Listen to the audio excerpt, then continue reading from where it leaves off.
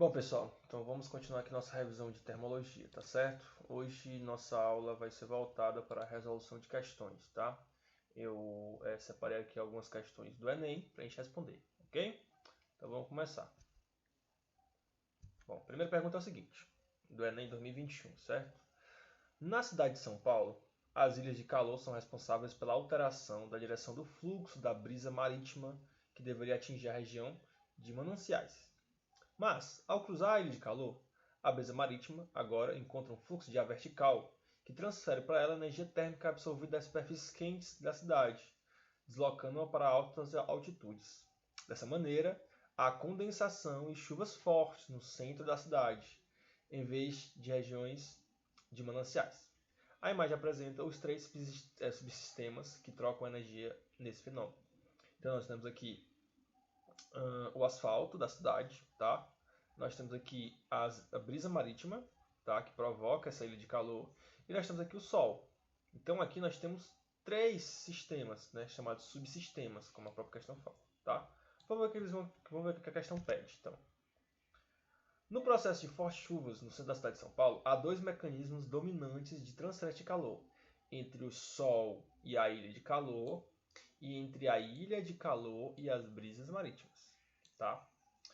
Pessoal, qual é o único sistema, qual é o único meio de trocar calor entre o Sol e algum objeto?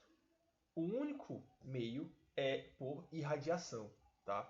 A irradiação, vocês devem lembrar, que é o processo de troca de calor que acontece no vácuo por meio de ondas eletromagnéticas. Tá? Então aqui, ó, entre o Sol e a ilha de calor, só se deve por irradiação. Então a gente pode eliminar aqui condução, convecção, convecção. Então aqui a gente iria ficar aqui entre essas duas, tá? Bom, pessoal, entre a ilha de calor e a brisa marítima, tá? Aqui fica fácil. Por quê?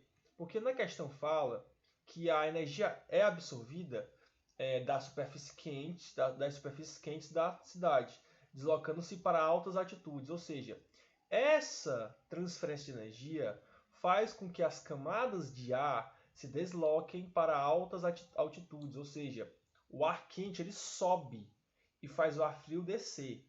Essa corrente de deslocamento na termodinâmica, né, é chamada de convecção, certo? A convecção que só ocorre nos fluidos, né? E o ar, no caso, é um fluido. Então aqui a resposta é irradiação e convecção, ok? Vamos então para a questão de número 2, tá? Questão de número 2, vamos lá. A questão de número 2 diz o seguinte, ó. Em um manual de instruções de uma geladeira, constam as seguintes recomendações, tá? Lembrando que aqui novamente é o Enem 2021, ok?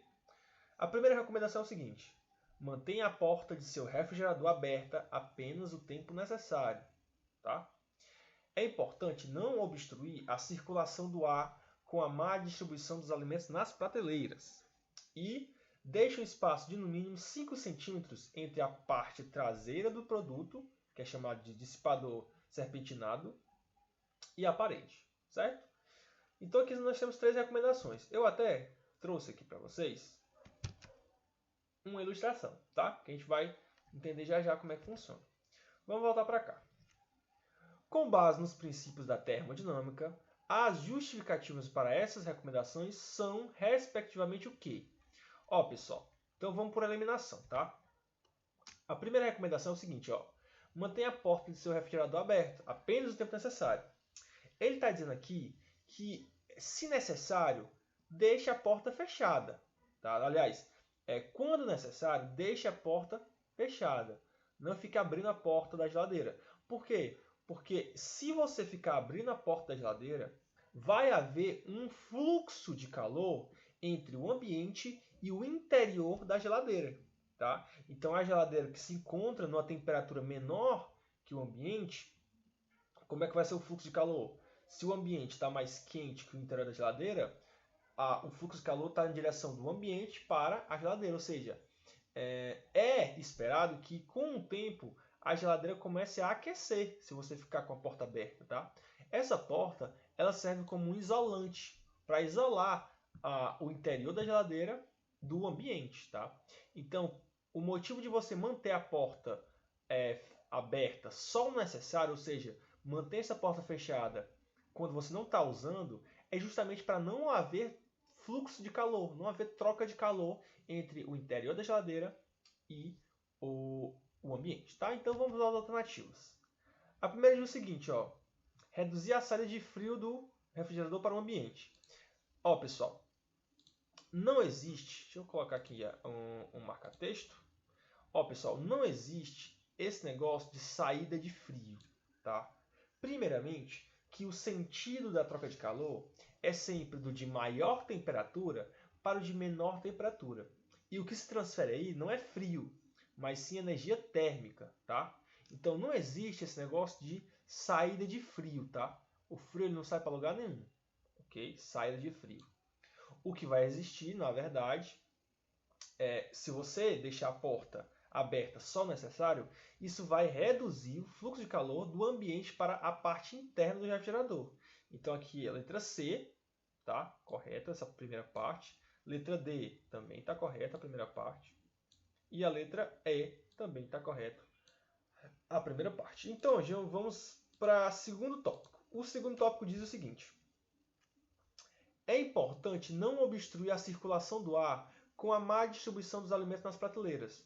Ou seja, quando você coloca muito alimento e de uma forma mais distribuída, você vai alterar aí a circulação do ar. Lembrando que na geladeira nós temos um processo de convecção, tá? Então aqui vamos só para a nossa imagem, ó, que eu separei para vocês.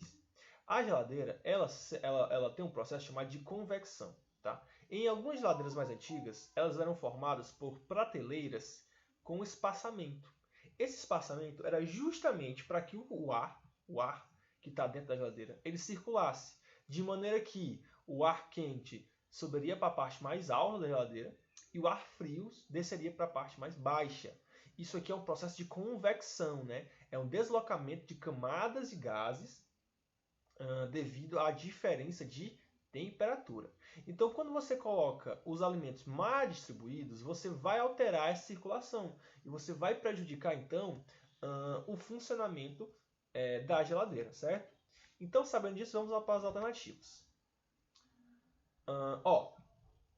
Garantir a transmissão do frio entre os alimentos na prateleira e permitir... isso. É só até aqui, ó.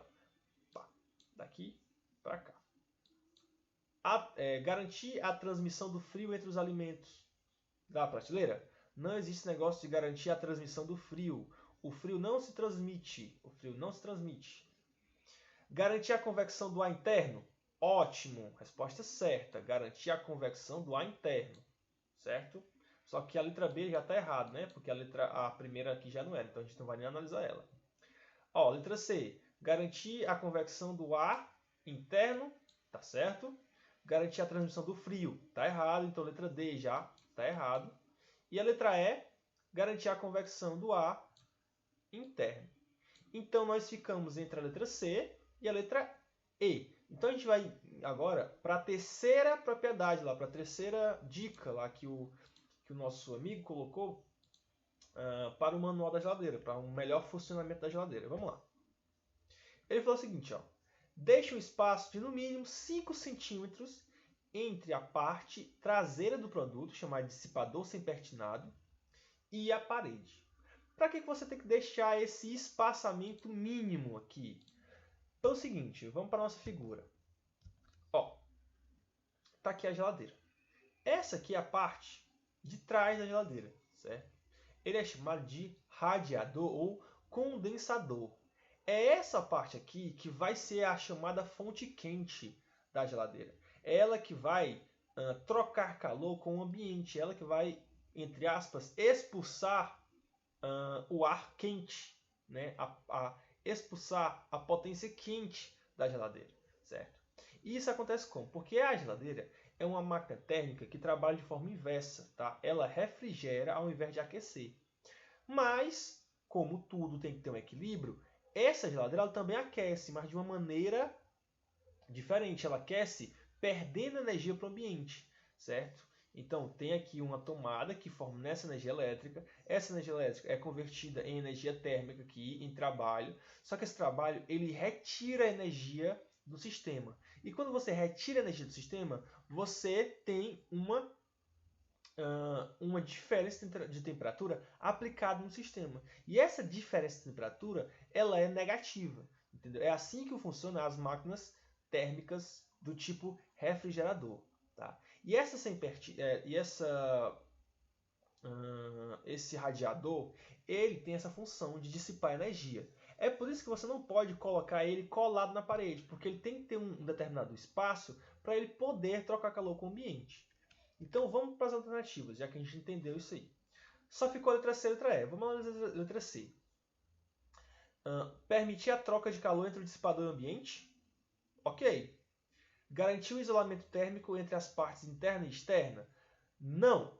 Isso aqui está errado. O que garante esse isolamento térmico não é o radiador, mas sim a própria porta, né, com aquela borrachinha. Né? Toda geladeira tem uma porta, tem uma borrachinha. É essa borrachinha que ela garante o isolamento térmico. Então a nossa resposta aqui é a letra C. Tá? Letra C, que essa distância permite a troca de calor entre o dissipador e o ambiente. Tá? Então, vamos então assim só colocar aqui para ficar bonito para vocês. Letra C, tá? Reduzir o fluxo de calor do ambiente para a parte interna do refrigerador, garantir a convecção do ar interno e permitir a troca de calor entre o dissipador e o ambiente. Vamos então para a terceira questão, tá? Vamos para a terceira questão. Ó, a terceira questão diz o seguinte, vamos lá. A terceira questão diz o seguinte, ó. Deixa eu trocar aqui com a minha, vou botar aqui, pronto. Os materiais são classificados pela sua natureza química e estrutural. E as diferentes aplicações requerem características específicas, como a condutibilidade térmica, quando são utilizados, por exemplo, em utensílios de cozinha. Tá? Então, essa primeira parte que ele está explicando que determinados materiais são utilizados dependendo da sua condutibilidade térmica. Tá? Então, por exemplo, se você utiliza uma colher de madeira, uma colher de cobre, por exemplo, uma colher de ferro, você vai ter uma diferença de temperatura nessa colher. Lembra que a colher de madeira ela não vai aquecer tanto como a colher de ferro. Se você coloca, por exemplo, se você esquece uma colher de ferro dentro da sua panela com feijão e uma colher de madeira nessa mesma panela, provavelmente você vai sentir uma troca de calor entre a sua mão e a colher de ferro. E você não vai sentir essa mesma troca de calor se você pegar a sua mão com a madeira. Porque a madeira ela tem um coeficiente de condutibilidade térmica muito menor do que os metais, por exemplo. Então vamos continuar. Assim, os alimentos são acondicionados em recipientes que podem manter a temperatura após o preparo. Então, se você quiser deixar um alimento, tá? Manter a temperatura desse alimento, você tem que colocar esse alimento num material com um baixo coeficiente de condutibilidade térmica. Porque quanto mais alto é o coeficiente de condutibilidade térmica, mais esse material vai tender a trocar calor. Então, se você coloca lá uma feijoada numa vasilha de ferro, você não pode esperar que essa feijoada fique muito tempo quente. Porque o ferro e o feijão vão trocar calor, assim como o ferro e o ambiente também vão trocar calor de forma muito fácil. Então é por isso que a gente utiliza muito plástico, né, para colocar comida. A gente utiliza muito aquelas marmitas, né, porque elas têm um revestimento especial que não deixam a comida esfriar de forma rápida, tá bom?